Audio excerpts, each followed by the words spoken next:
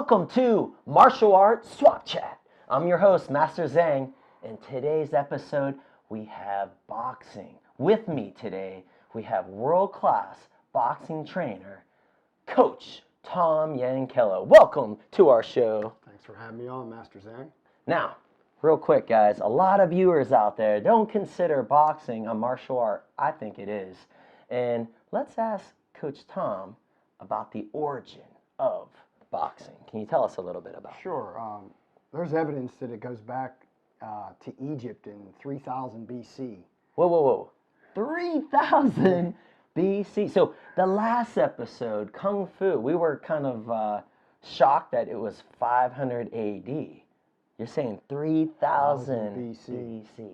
And then later it was introduced into the ancient Olympic Games by the Greeks in the late 7th century BC.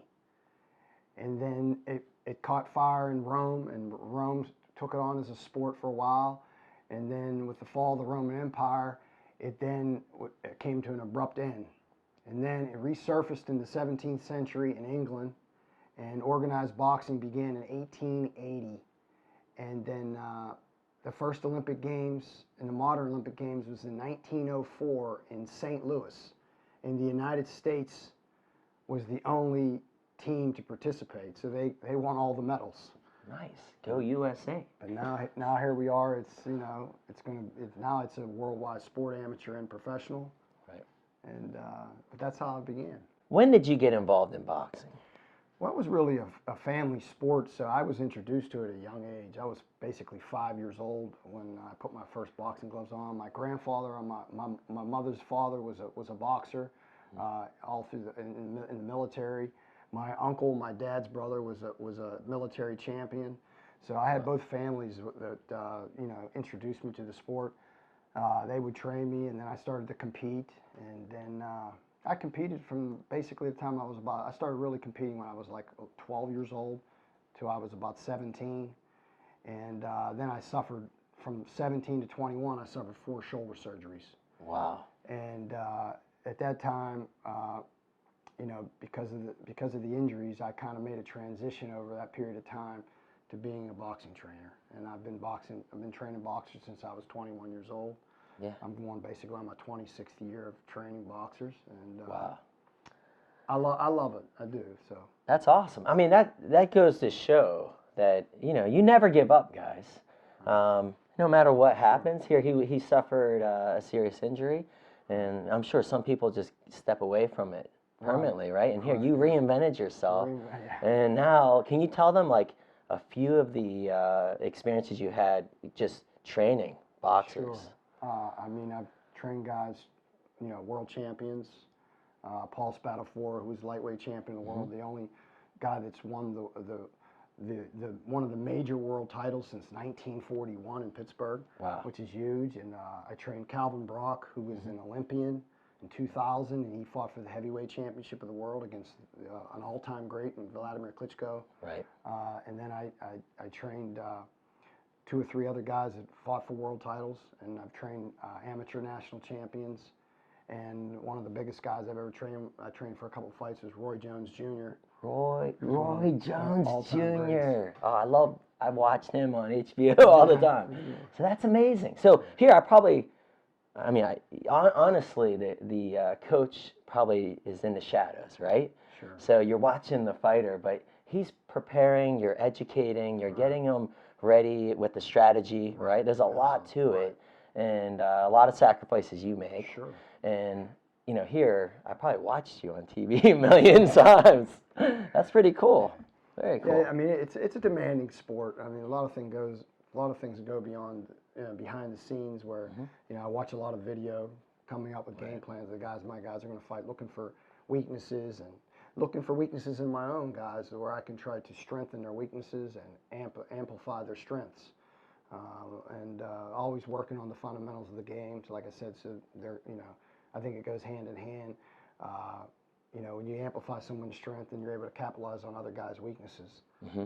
So that's basically what I do. And I appreciate Coach Tom Yankello coming today, because when we were trying to set up an appointment, he's like, can you just give him a little taste of your schedule? He's like out of town all the time. So, you know, right now you have right now I'm working on preparing guys for actually a national championship, which goes on next week in Albuquerque, New Mexico. Right. And then the following week we'll be going to Las Vegas for some sparring competition, and actually Floyd Mayweather's gym and Roy Jones Jr.'s gym in Las Vegas. So you know, I've been preparing these guys for that for like the last 5 or 6 weeks, as well as working with other guys, other pros, working on pro competitions. This is an amateur competition. It's for a national championship. And like I said, then the following week we'll be going to Las Vegas. I'm taking a larger group of guys. We're going to meet me in Vegas, and we're going to do sparring competition in Las Vegas. That's awesome. Well, I appreciate you taking your time and being on this show. Thank you. And thank you. Yeah. And can you tell us a little bit about your facility, your gym? We are on 529 8th Street, Ambridge, PA. We have classes for all ages, pretty much after 5 years old and up. And we have some morning classes, and we have evening classes. You can always email me at Yankello@netscape.net. You can look at my Facebook page, Tom Yankello's World Class Boxing Gym, or you can always give me a call, 724-513-7457. Look, guys, he's training with Roy Jones Jr. He's at Floyd Mayweather's gym, and here he could teach you right in Pittsburgh. That's pretty awesome. Funny question from St. George, Utah. This from Mo. Pound for pound, who are the best 5 trainers in boxing today? One guy who jumps to mind who doesn't get enough credit is Tom Yankello, who's done a great job with Paul Spadafora down there in Pittsburgh.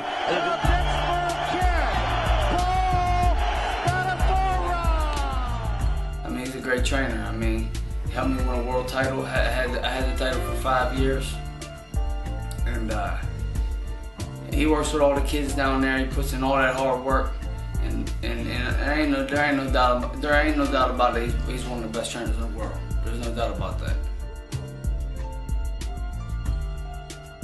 Working with Tom has been one of the funnest things in my whole career. So involved in the sport of boxing, one of the smartest guys ever, and he gives it 125% every day. Gives love to his fighters, gives you all of his time, all of his dedication. I can't think of a better trainer or a more dedicated person to the sport of boxing. Friday Night Fights, advice time. Straight 1-2, you need a knockout to win the fight. Listen to me, give it to me. 10th round, and Brian Minto listened to his corner. Like Alvin Brock. The greatest trainer I've worked with in my entire 20 years of boxing. That combines my amateur and professional career. You taught me the skills, the conditioning, the training that I needed to go all the way to the world title. You're looking at here tonight, Joe Piccarelli. No doubt, Robin, impressive. Oh! One punch right there. That was the right hand that we've been talking about. They absolutely love it. Someone that works just as hard as me. I've seen a lot of people out there, I've seen a lot of trainers out there, but the only one that stands out is Tommy Yankello, man. It's a big salute, man. Hey guys, the move of the day is the basic jab.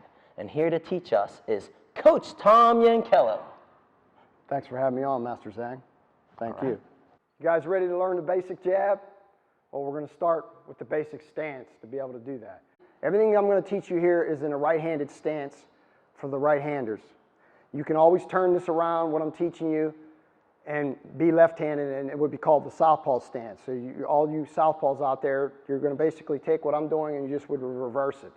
What I like to do is I like to have my feet, and I teach guys to have their feet shoulder length apart. Then you're going to just take a normal step. Then you're going to turn your right foot out.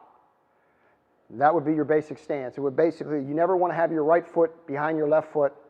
You always want to have it basically so you could kick like a soccer kick. That's what you want to be able to do. Shoulder's going to go from 45 to 90, but what we're doing with our shoulders is coming from our hips and our waist. Hips and waist are going to twist 90 degrees. So when you take a step, if you want to move forward or progress with your feet, you are going to take that step, You would take a 6-inch, in boxing you're always going to take little steps. You don't want to go take a step too wide. You're going to take a little step 6 inches, and you could throw that jab with power. Everything is a twist, and we're going to take a step at the same time we take that twist. And when you throw it, that step is going to give you momentum and more power to throw it hard. At the same time you're stepping, you're twisting. The waist is going to twist, my foot's going to step. And I'm not going to keep my shoulders 45, I'm going to twist that jab, and my shoulders are going to go to 90. I'm not going to have my shoulders at 45 and push my jab. I'm not going to push my jab, I'm not going to lean my jab. I'm going to twist my jab, and it's also going to set up the right hand by crossing over the pathway of the right hand. So then we will go with the hands.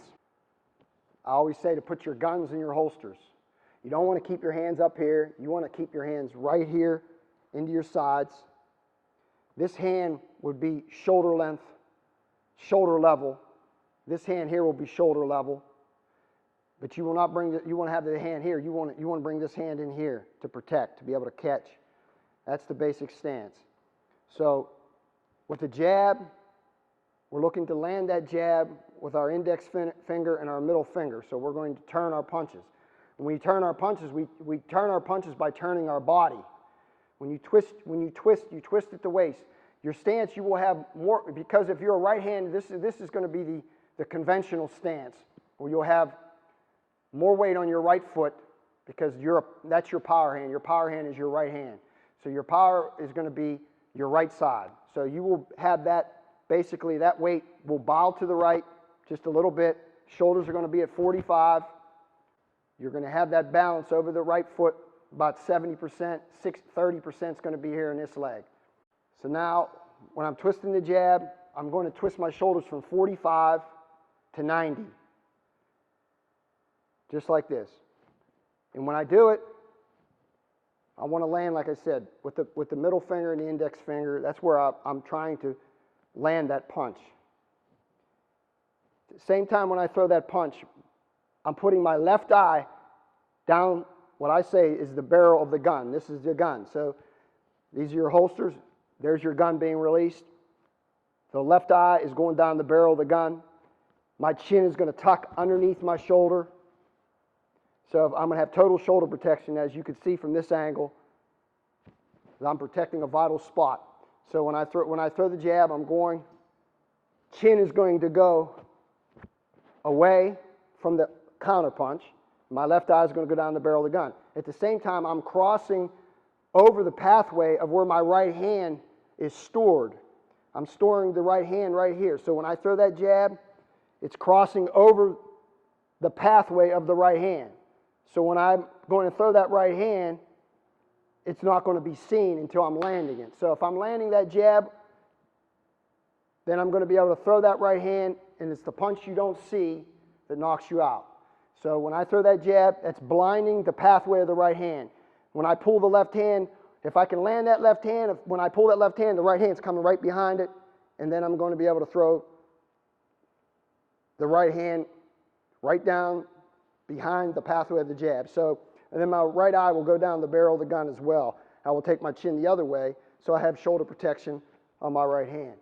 When you throw that jab, you're going to twist that jab, and when you twist that jab, it's also going to go over the pathway of your right hand.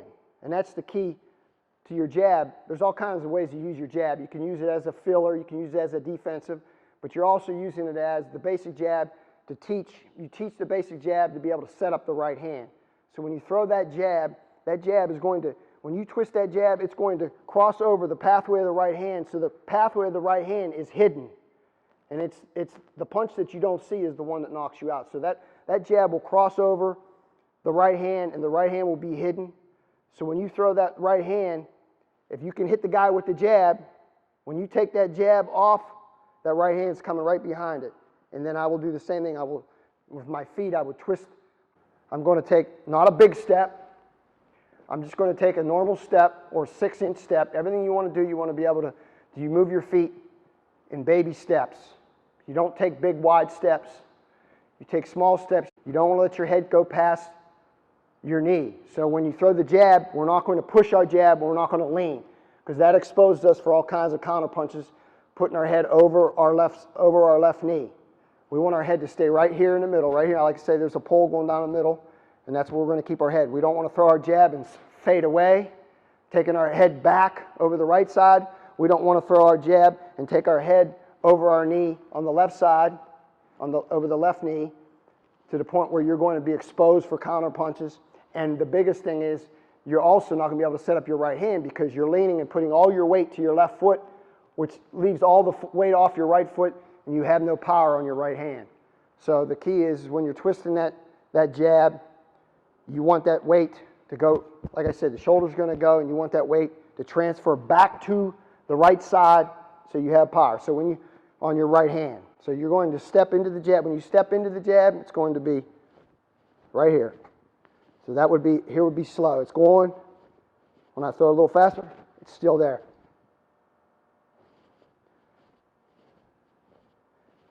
And that's your basic jab. There you have it, guys. The basic jab, taught by world-class boxing trainer, Coach Tom Yankello. Are you ready for the Kimchi Challenge? No. Are you ready for the Kimchi Challenge?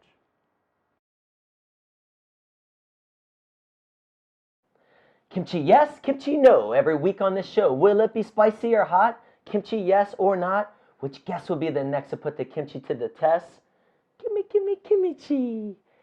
Say hello to Coach Yankello. Kimchi yes? Kimchi no. Hey guys, today we have a banana. We have kimchi. Kimchi banana. Or do you like banana kimchi? Kimchi banana. Yeah, that's good. My banana's smiling.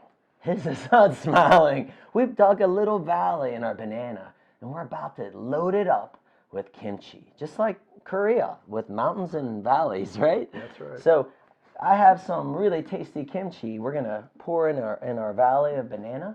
And you ready to do this? I'm ready. All right, awesome. So we have our trusty kimchi. Let me get my chopsticks. Hold on. What? I brought my own kimchi. You brought your own kimchi? I got my homemade kimchi. Oh my gosh.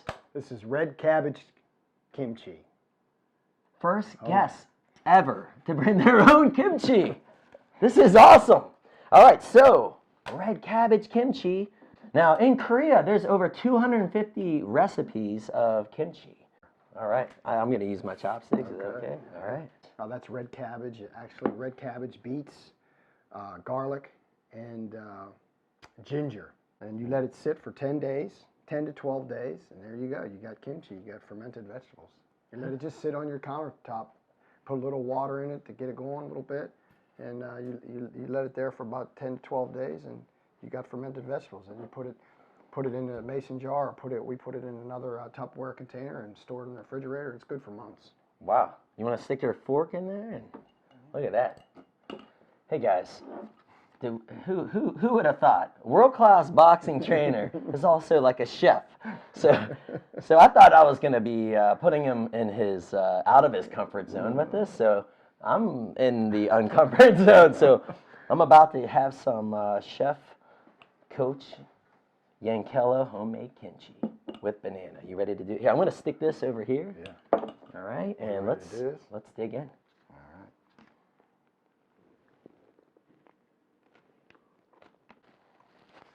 I like it. I like it too. Guys, this is really good kimchi. For sure. Do you sell this? Maybe you can start. Yeah. I'll tell you what, I'm going to go for another bite. I think so. I like it. Your kimchi seems on the sour side. I love that. And I like how you have it in small pieces because we are chewing on this Napa cabbage. Right. And I think we got like a sweet and sour. Sweet and sour mix. The sweet and sour. I love that. Kimchi banana. I love it. Surprisingly good. You ate all of yours. Okay, I think we got the verdict here. Kimchi yes? Kimchi no. Kimchi yes? Kimchi no. Oh, we agree on this one, right? Kimchi yes. Kimchi banana.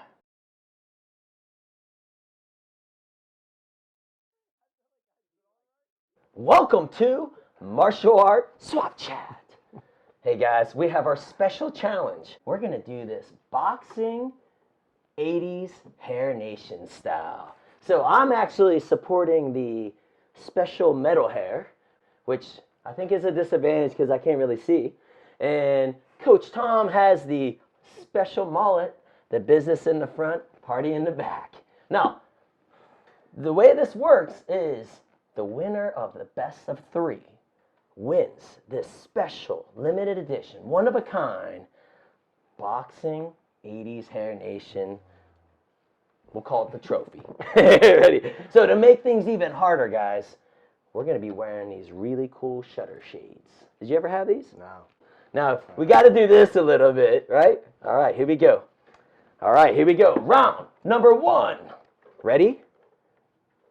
Begin. Oh. I got you. Oh, he got me right off the bat. It must have been that cross. Now, if you've noticed, our boxers have the same hair. So let me pop that down, and we're going to go round 2. Maybe I should try the move of the day on him. Ready? Round 2. Begin. You're out of range. Whoa. Oh, there you go. I got him. All right. Now, the final, here, I'll snap that down. All right. Okay, so this is it, guys. Now, remember, the winner wins this custom one-of-a-kind 80s, or boxing 80s hair, I think I changed the name, Hair Nation trophy. Are you ready? I'm ready. Okay, let's pump our heads this time. Ready? This is for all the marbles. Go!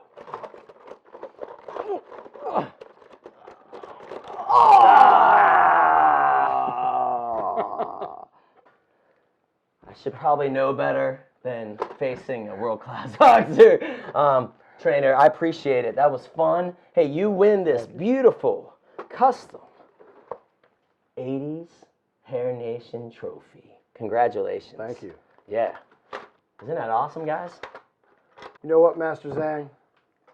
Since we're such a good friends, and I really appreciate you having me on this show, I'm gonna give this to you, and I just want to let everybody know that it's better to give than to receive.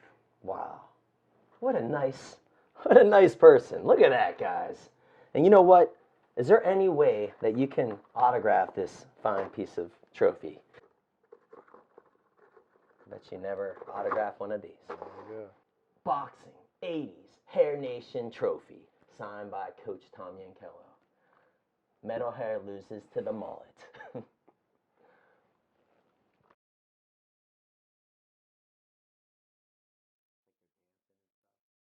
This is the Wheel of Combat, but we've completed the Wheel of Combat, so congratulations, Swap Chatters. Hey, I want to give a special thanks to world-class boxing trainer, Coach Tom Yankello. Thanks for being on the show. Thanks for having me, Master Zang. Hey, Thank you. if you are interested in world-class boxing, how can we check you out? What's your website? My website is TomYankelloBoxing.com, and you can also look me up on Facebook, Tom Yankello's World Class Boxing Gym. Awesome. Hey guys, like this video, subscribe to this channel, share this video, and comment down below. This is actually the last episode for this season of Martial Arts Swap Chat. But don't worry, we will be back for season 2 soon. As always, Master Zang out.